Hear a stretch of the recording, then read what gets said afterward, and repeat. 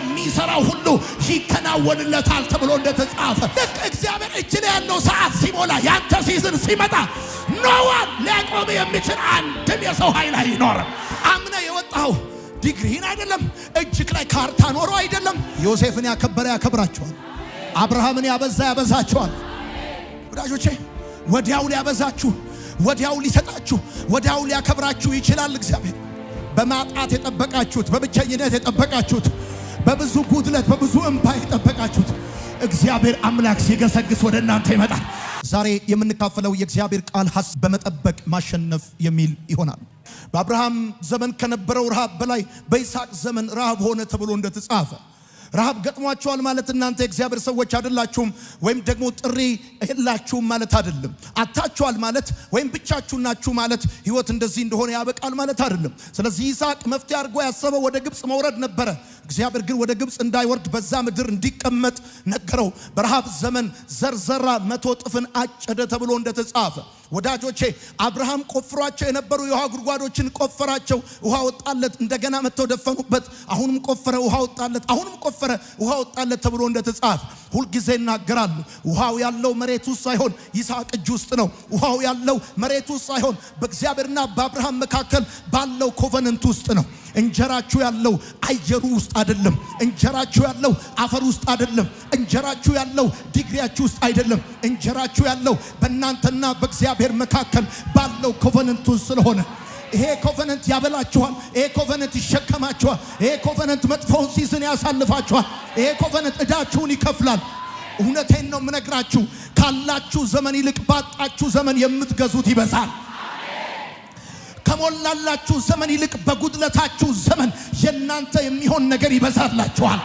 ሰዎች አያያዛችሁን አይተው ሊጨርሱ ነው በቃ ብለው ሲጠብቁ እግዚአብሔር እንደ አዲስ በክብር ያስጀምራችኋል።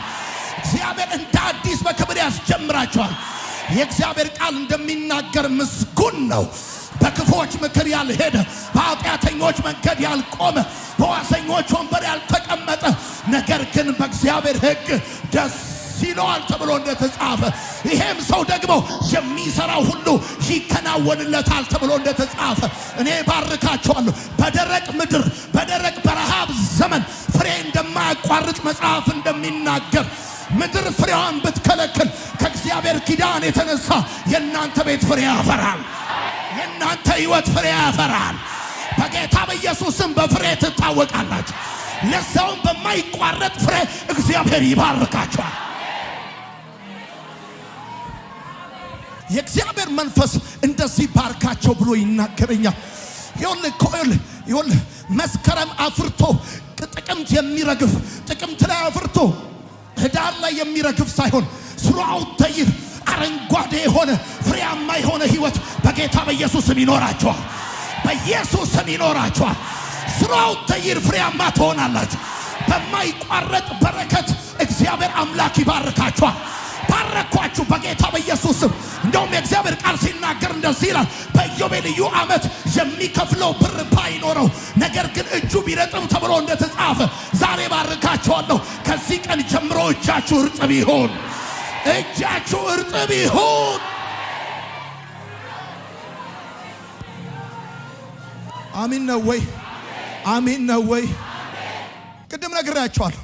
እስራኤል ከእግዚአብሔር ጋር በተገናኘ ጉዳይ ነው ሊርባት የሚችለው፣ ጠላትም ሊያሸንፋት የሚችለው። ከዚህ ውጪ እስራኤልን ተፈጥሮ ሊያስርባት አይችልም። ጠላት ሊጥላት አይችልም። እና አቤሜሌክ ማሰብ የነበረበት ጉዳይ የእስራኤል ፍሬያማነት ከእግዚአብሔር ጋር ያላት ኮኔክሽን ነው። ከእግዚአብሔር ጋር ያላት መጣበቅ ነው። ዛሬ ነግራቸዋለሁ። በኢትዮጵያ ምድር የሚቀጥለው ዘመን ዝናባማ ሆነ ፀሐያማ ሆነ የራሱ ጉዳይ ነው።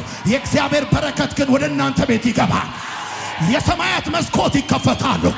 የእግዚአብሔር ቃል እንደሚናገር ነገ አንድ መስፈሪያ መልካም ዱቄት፣ አንድ ስቅል ዱቄት በዚህ ያህል ይሸጣል ብሎ ባለው ጊዜ እግዚአብሔር የሰማያትን መስኮት እንደሚከፍት እንደተናገረ ዛሬ ጸለይኩላችሁ። በማጣት ውስጥ ያላችሁ የሰማይ መስኮት ይከፈትላችኋል።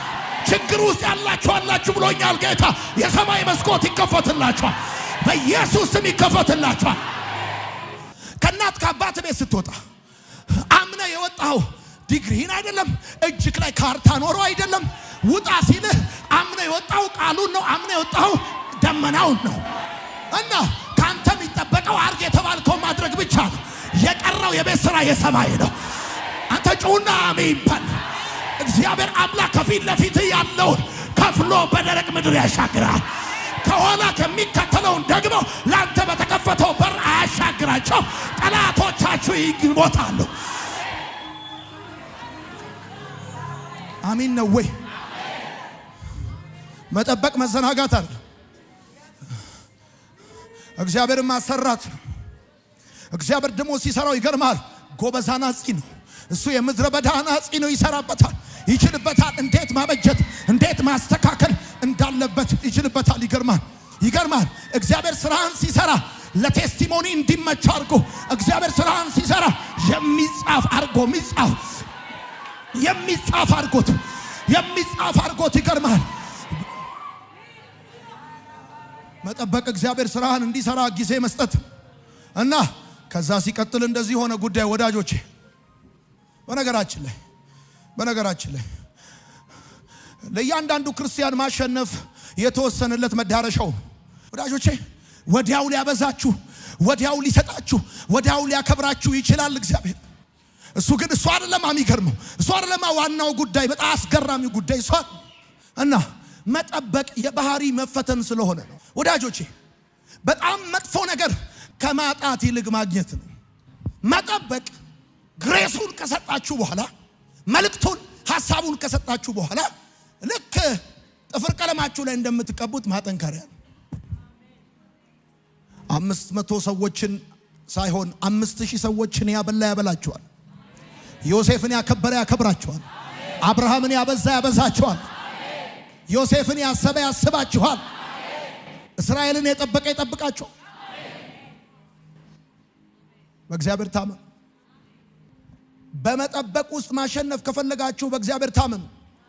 ዮሴፍን ከተረሳበት አስታውሶ በአንድ ጀምበር within 24 hours እስረኛ የነበረውን ሰው ጠቅላይ ሚኒስተር እንዳደረገው ልክ እግዚአብሔር እጅ ላይ ያለው ሰዓት ሲሞላ ያንተ ሲዝን ሲመጣ ኖዋን ሊያቆም የሚችል አንድም የሰው ኃይል አይኖርም። እስራኤልን የጠበቀ ይጠብቃቸዋል። አብርሃምን ያበዛ ምን ሆነ ነው? ጻፉ። መቼም አያሳፍራችሁ። እኔ ይህንን ቃል ስጽፈው በመንፈስ ተሞልቼ ነው። መቼም አያሳፍራችሁ።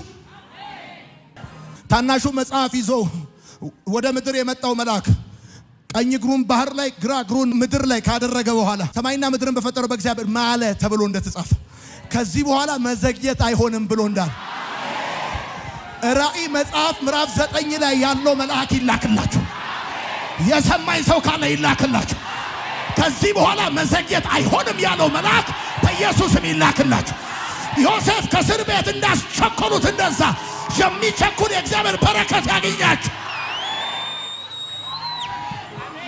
በግዞት ቤት፣ በእስር ቤት፣ በሐሰት ውንጀላ፣ በብቸኝነት ዮሴፍ እግዚአብሔር በአንድ ጊዜ ሊያከብረው ሲችል ነገር ግን በወህኒ ቤት እንደጠበቀው ባሰበው ጊዜ ልብሱን ቀይሮ ወደ ቤተ መንግሥት እንዳስቸከሉት ልክ እንደዛ በማጣት የጠበቃችሁት፣ በብቸኝነት የጠበቃችሁት፣ በብዙ ጉድለት በብዙ እንባ የጠበቃችሁት እግዚአብሔር አምላክ ሲገሰግስ ወደ እናንተ ይመጣል። በጌታ በኢየሱስ ስም ይመጣል።